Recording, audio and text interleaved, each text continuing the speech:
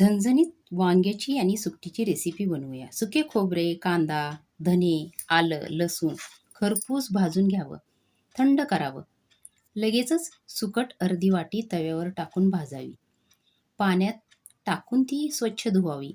आता वांगी नेहमी चिरतो तशी उभी चिरून घ्यावीत. त्यात काही कीड तर नाही ना हे बघावं.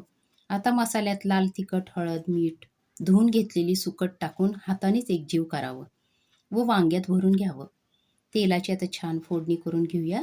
त्यामध्ये कढीपत्ता आणि मोहरी, जिरं टाकून घ्यावं व वांगी भाजून घ्यावी. आता सर्व मसाला टाकून दाटसर होईल इतपत पाणी टाकून शिजवून घ्यावं.